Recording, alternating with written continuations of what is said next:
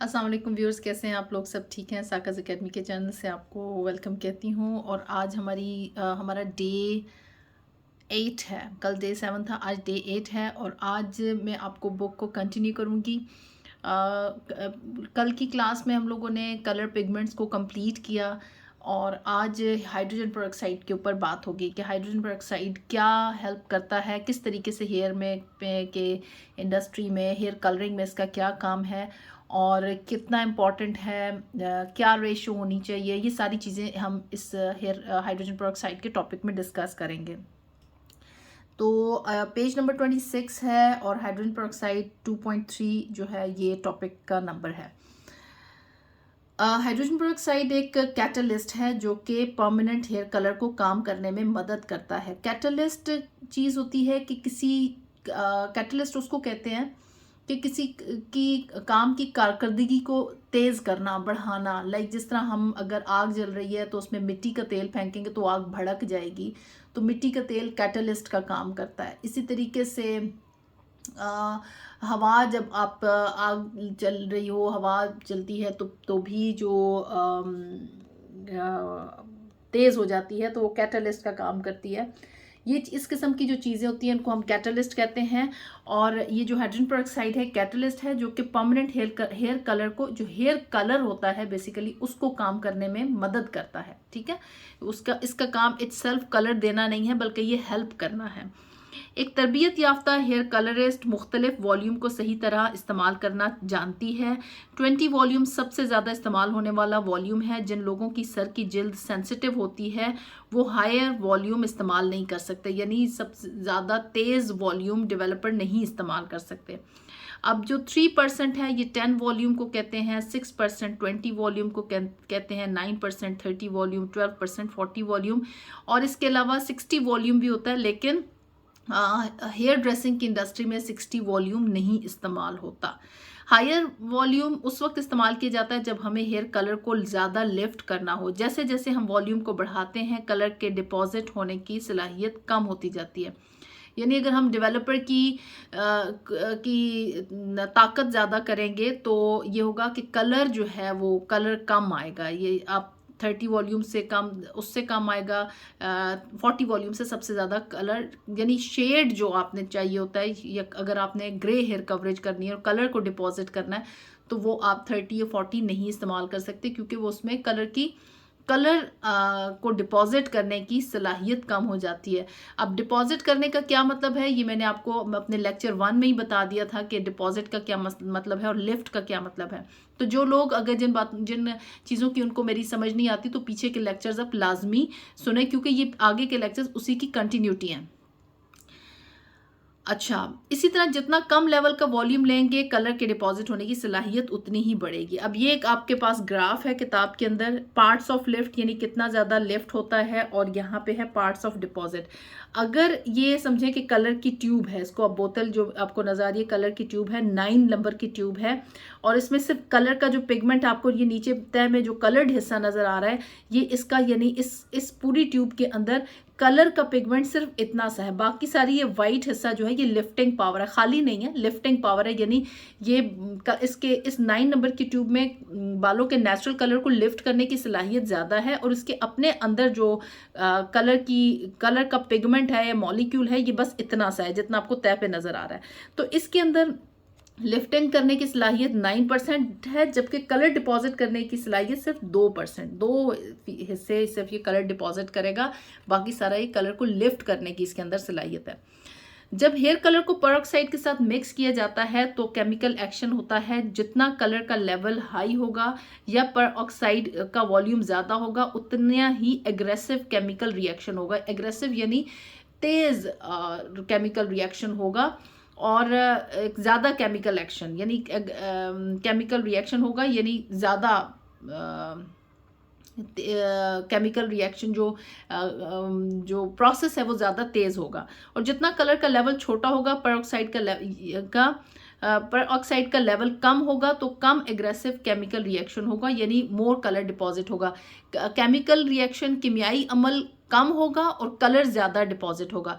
अगर डेवलपर की क्वांटिटी यानी अगर आप जैसे मिट्टी का तेल ज़्यादा फेंकते जाएंगे आग पे तो आग तेज़ भड़कती जाएगी, कम फेंकेंगे तो कम भड़केगी। एग्जैक्टली ऐसे ही अगर डेवलपर की ताकत कम होगी तो कीमियाई अमल कम होगा और कलर ज़्यादा डेवलप होगा, डिपॉजिट होगा, सॉरी। और अगर आपके कलर की जो डेवलपर की सलाहियत है वो ज़्यादा है, ताकत ज़्यादा है, तो उसमें कीमियाई अमल ज़्यादा तेज़ होगा और वो कलर कम डिपॉजिट होगा। ठीक है, जैसे ही हम कलर और वॉल्यूम को मिक्स करते हैं तेज़ केमिकल रिएक्शन शुरू हो जाता है और जब फार्मूला को बालों पर लगाते हैं परऑक्साइड और अमोनिया बालों में डिज़ोल्व होना शुरू हो जाते हैं।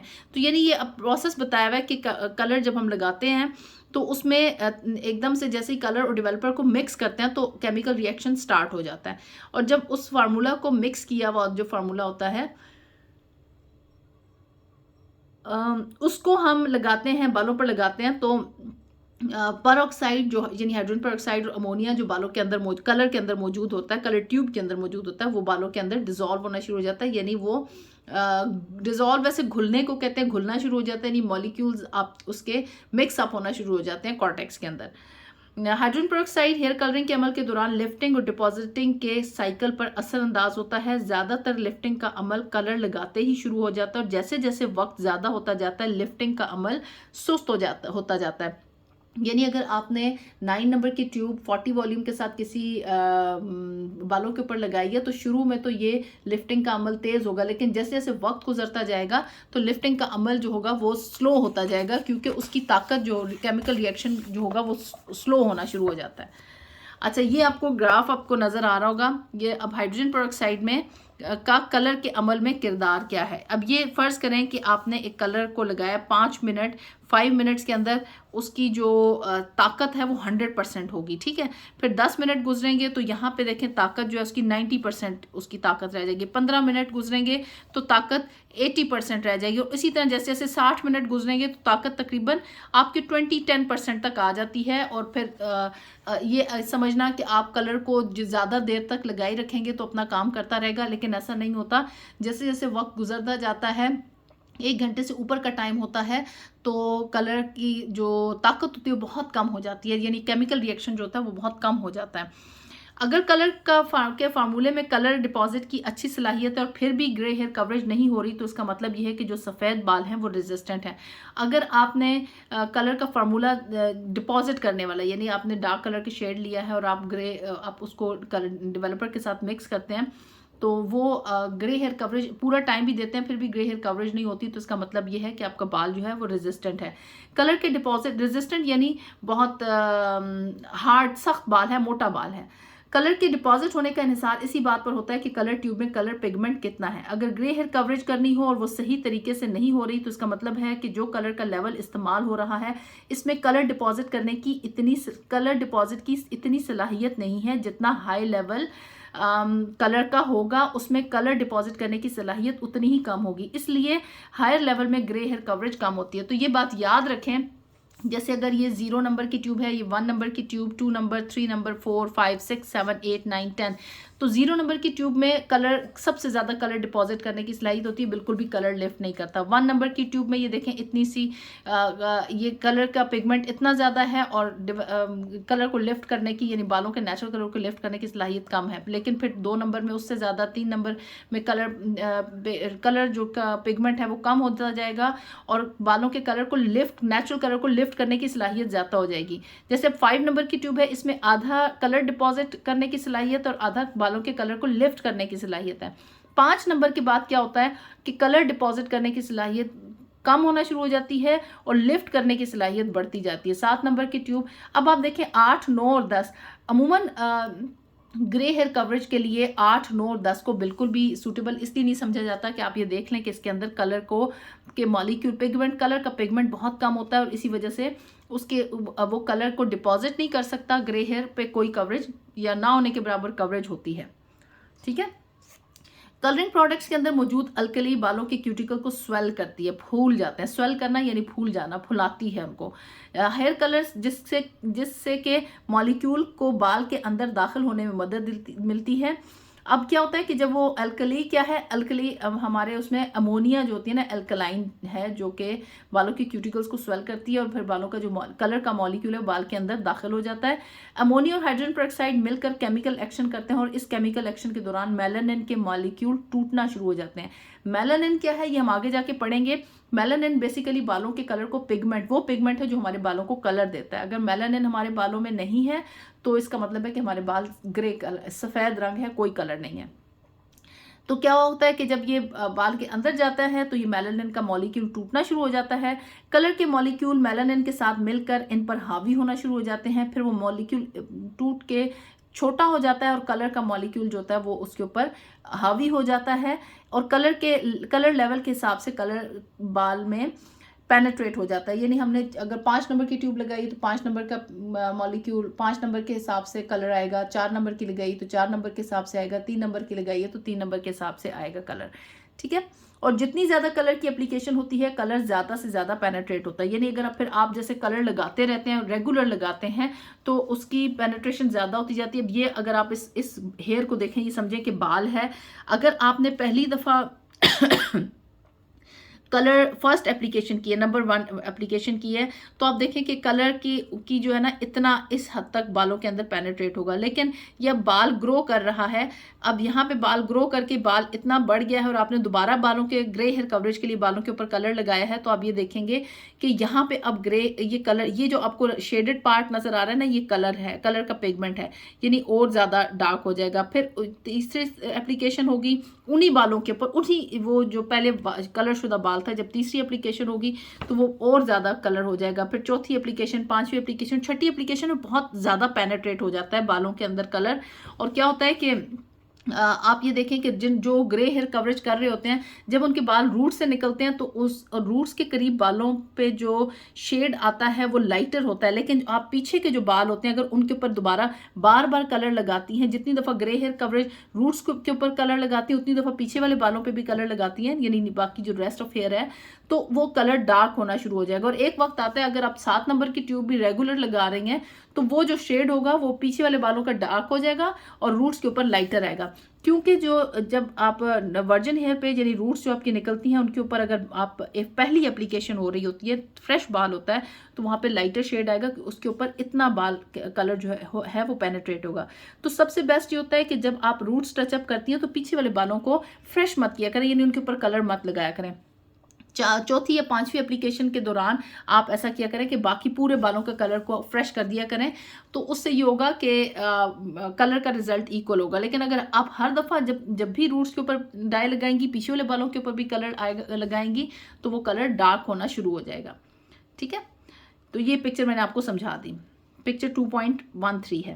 हाइड्रोजन पेरोक्साइड जब अल्कली के साथ मिलती है तो वो इस बात की जिम्मेदार होती है कि कितनी ऑक्सीजन इस अमल के दौरान खारिज होती है, जो कि मेलानिन के मॉलिक्यूल को तोड़ती है और बालों को स्लाइटली लाइटर दिखाती है। यानी ये जो हाइड्रोजन पेरोक्साइड है बेसिकली ये ऑक्सीजन के साथ जब मिलता है तो ये बालों के मॉलिक्यूल्स को तोड़ने में हेल्प होती है, क्योंकि ये बाल हीट इस दौरान खारिज होती है और हीट जब खारिज होती है तो बालों का मॉलिक्यूल टूटना शुरू हो जाता है।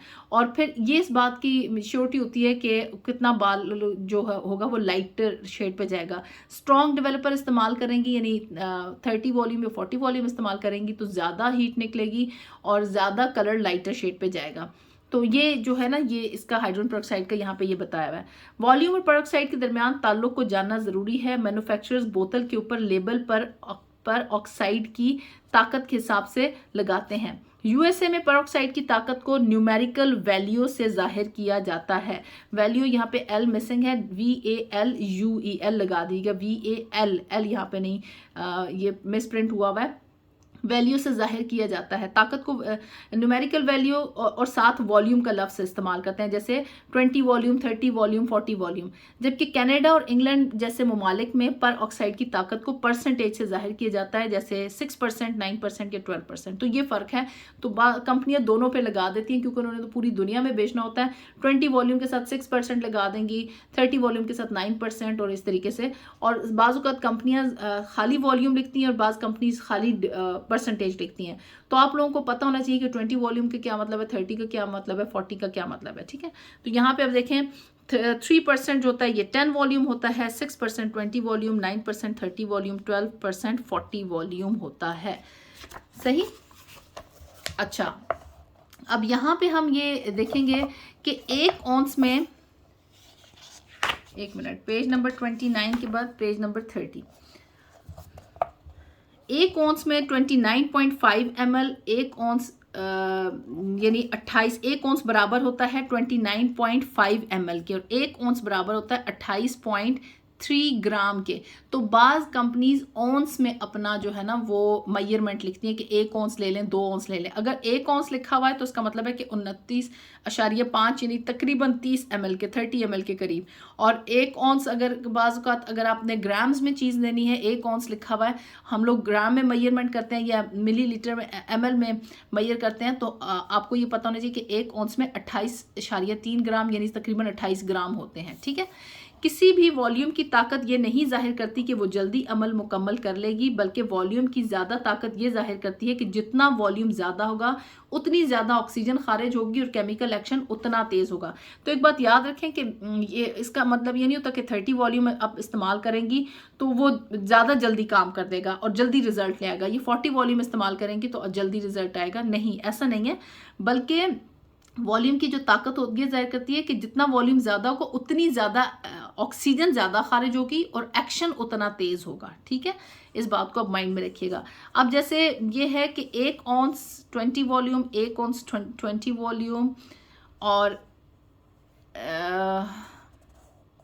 यानी अगर हम इस तरह करते हैं कि पेरोक्साइड, यहाँ मैं इसको पढ़ती हूँ फिर मैं आपको इस तस्वीर को समझाती हूँ। पेरोक्साइड की ताकत डिस्टिल्ड वाटर को शामिल करके कम किया जा सकता है। यानी अगर हम डिस्टिल्ड वाटर को, अगर आपके पास स्ट्रॉन्ग डेवलपर है और आप फौरी तौर पे क्लाइंट आ जाता है और आपके पास कोई ऐसा कम वॉल्यूम नहीं है, तो आप वॉल्यूम की जो ताकत है वो डिस्टिल्ड वाटर को शामिल करके कम कर सकती हैं। इसका फार्मूला कुछ इस तरीके से है, 1 पार्ट ऑफ 20 वॉल्यूम और 1 पार्ट ऑफ डिस्टिल्ड वाटर, तो आपका 10 वॉल्यूम बन जाएगा। अब जैसे अगर कभी सैलून में कोई एक वॉल्यूम ना दस्तयाब ना हो तो खुद से वॉल्यूम बनाने का फार्मूला ये है कि एक हिस्सा 40 वॉल्यूम और एक हिस्सा 20 वॉल्यूम, ये दोनों जब आप करेंगे 40 और 20 को जमा करेंगे तो 60 वॉल्यूम बन जाएगा।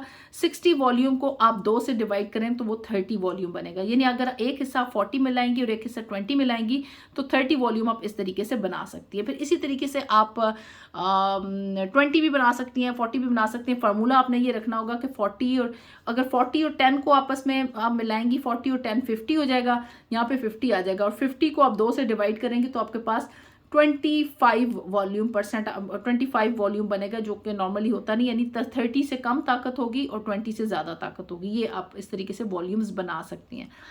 अच्छा, 1 औंस, अच्छा ये वाला जो है ना, ये मैं आपको पिक्चर कल समझाऊंगी इसकी, क्योंकि ये अगले टॉपिक के साथ भी रिलेटेड है। तो ये पिक्चर मैं आपको कल समझाऊंगी ताकि ये आप लोग पिछला ये लेक्चर्स को समझ लें, और इस पिक्चर को फिर मैं आपको इंशाल्लाह कल के लेक्चर में वो आपको डिटेल्स इसके बताऊंगी, क्योंकि टाइम भी ऑलमोस्ट कंप्लीट हो चुका है। अपना बहुत सा ख्याल रखिएगा। कल के लेक्चर तक कल हम इसी लेक्चर को कंटिन्यू करेंगे ताकि ये आप लोगों को ये मेरा ख्याल है कल इंशाल्लाह हमारा हाइड्रोजन पेरोक्साइड का टॉपिक कंप्लीट हो जाएगा। लेकिन इसमें क्योंकि काफ़ी सारी डिटेल्स मौजूद हैं तो हम इसको मे बी के तीसरा लेक्चर भी मुझे देना पड़े। और जो लोग मेरे व्हाट्सएप के ग्रुप में हैं वो लोग मुझे ये लेक्चर के बाद अगर कोई चीज़ समझ नहीं आती लेक्चर को सुनने के बाद, तो आप लोग डायरेक्ट मुझे व्हाट्सएप पे मैसेज कर सकते हैं। और जो लोग जिन लोगों ने बुक परचेज़ नहीं की, क्योंकि आप लोग ये सवाल करते हैं कि आपके व्हाट्सएप ग्रुप में किस तरह शामिल हुआ जा सकता है, तो जो लोग बुक परचेज़ करते हैं वो ऑटोमेटिकली वो मेरे व्हाट्सएप के ग्रुप में आ जाते हैं। और जिन लोगों ने बुक परचेज़ नहीं की है और वो व्हाट्सएप के ग्रुप में शामिल होना चाहते हैं तो उनके लिए ये कि आप बुक परचेज़ करें, आप मेरे व्हाट्सएप के ग्रुप में ऐड हो जाएंगे।